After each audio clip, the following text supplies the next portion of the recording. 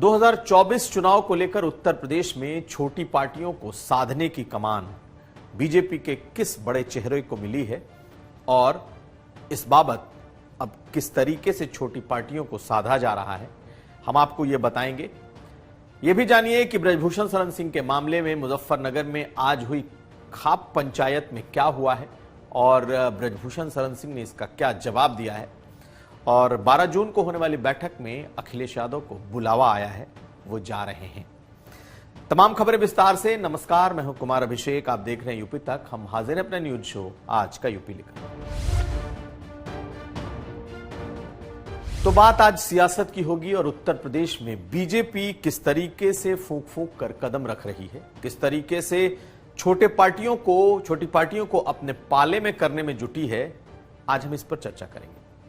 जो छोटे दल 2022 के चुनाव में अखिलेश यादव के साथ थे, ओम प्रकाश राजभर की पार्टी हो, यहां तक कि केशव देव मौर्य की पार्टी हो, साथ साथ राजा भैया की पार्टी हो, इसके अलावा भी कई ऐसे छोटे जातीय और पॉलिटिकल पार्टियां हैं जो कि 2024 के लिए कहीं ना कहीं किनारा तलाश रही हैं।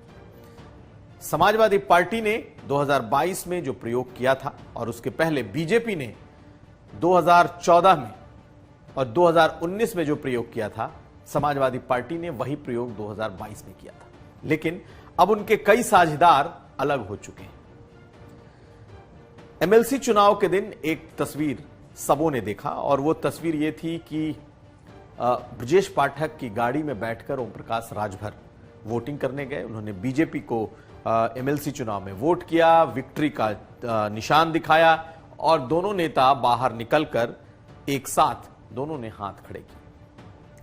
इस तस्वीर में एक चीज चौंकाने वाली थी, वो ये कि क्या ब्रजेश पाठक को अब छोटी पार्टियों को साधने का जिम्मा दिया गया है।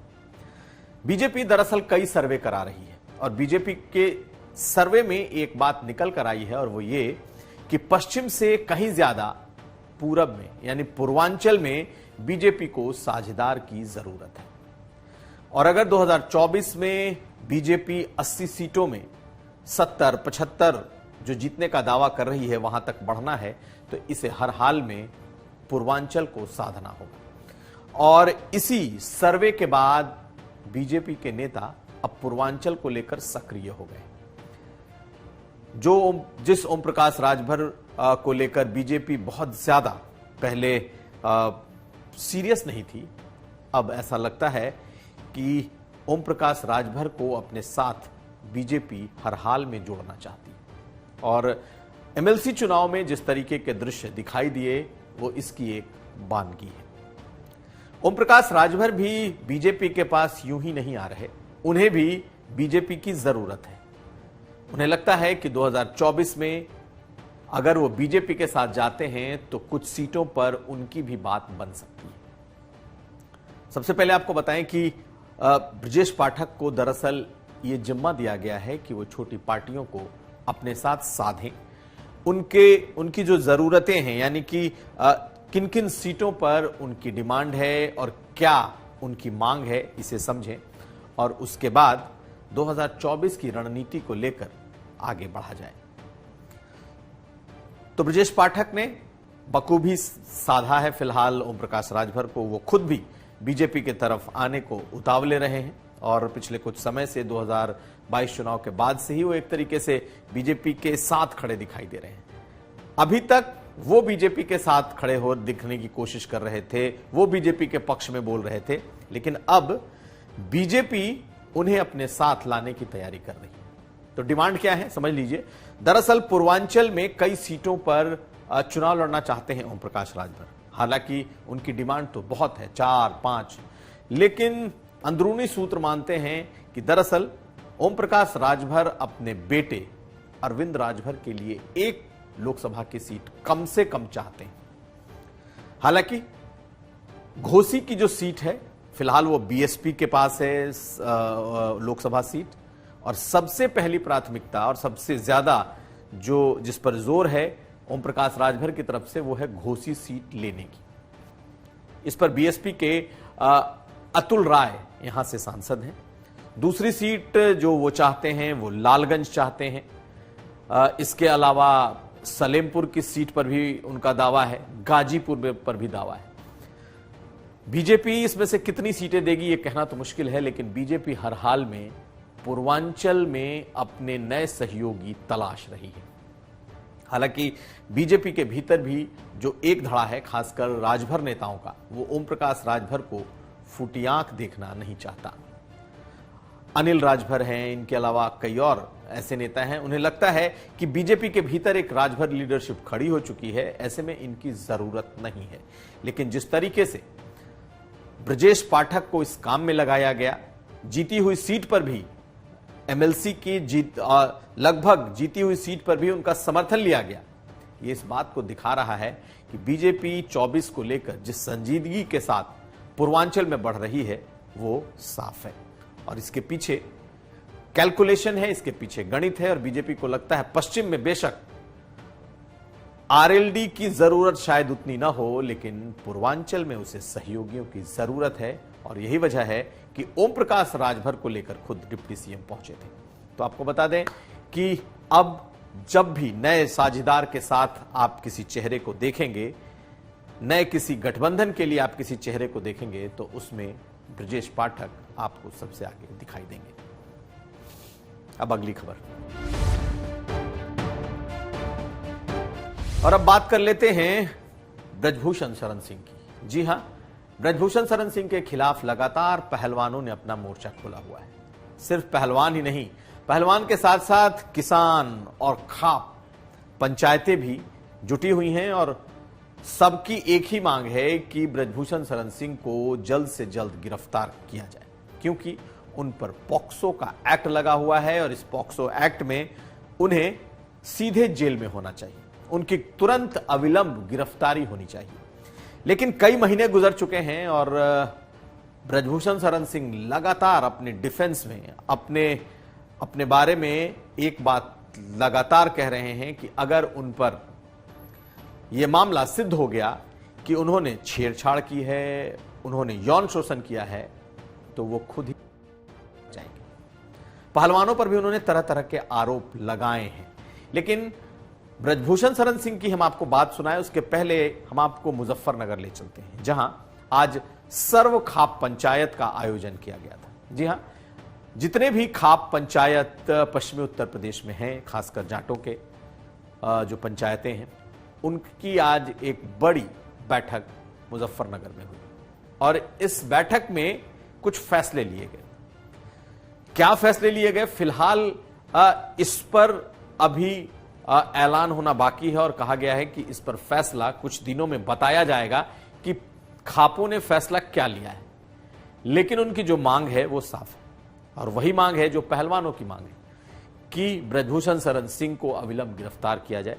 यहां तक कि आज इस खाप में मौजूद नरेश टिकैत और राकेश टिकैत दोनों ने पहलवानों के साथ अपनी सॉलिडारिटी दिखाते हुए कहा कि अब वो राष्ट्रपति से गुहार लगाएंगे और राष्ट्रपति से वक्त लेकर इस बारे में मिलेंगे। लेकिन क्या खाप पंचायतों का आज का फैसला है, इस पर अभी कुछ खास नहीं कहा गया है। यानी कि 11 तारीख उन्होंने अगली तारीख रखी है, 11 जून, जब वो दोबारा इस मुद्दे पर अपना फैसला सुनाएगी। खाप पंचायतें आखिर चाहती क्या है, पहले सुन लीजिए इन बयानों को जो राकेश टिकैत और नरेश टिकैत ने खाप पंचायत के बाद कही कि जिसके भी खाप पंचायत में जो चीजें कही है वही यहाँ पे सुझाव आए हैं। इन सबका निर्णय कल कुरुक्षेत्र में होगा। ये तो हुआ है कि राष्ट्रपति और होम मिनिस्टर से मिला जाए, इंटरनेशनल जो फेडरेशन है उसमें जा जाए। ये 3-4 प्रस्ताव का यहाँ पे कहा है कि इनका डिक्लेरेशन हो जाए और ये कल वहाँ पे और भी जो इशू होंगे, आंदोलन के होंगे, कौन कौन कमेटी में जाएंगे, वो सब वहाँ पे होंगे और आगे की जो भी रणनीति बनेगी वो वहाँ पे बनेगी। ये मीटिंग तो पूरे देश भर में चलेगी। न्याय नहीं है तो आंदोलन होगा। उधर ब्रजभूषण शरण सिंह गोंडा में थे और आज मोदी सरकार के 9 साल पूरे होने के उपलक्ष्य में जो प्रस्तावित प्रेस कॉन्फ्रेंस था, उन्होंने प्रस्तावित प्रेस कॉन्फ्रेंस को किया। लेकिन मोदी सरकार के बजाय उनसे वही सवाल वहां भी पूछे गए।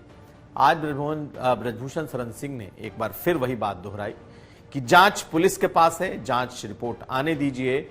अगर मैं दोषी पाया गया और खास करके पॉक्सो एक्ट के तहत अगर मुझे दुष्चरित्र या फिर मुझे यौन शोषण का दोषी पाया गया तो मुझे कहने की जरूरत नहीं पड़ेगी, मैं कह चुका हूं, मैं खुद ही।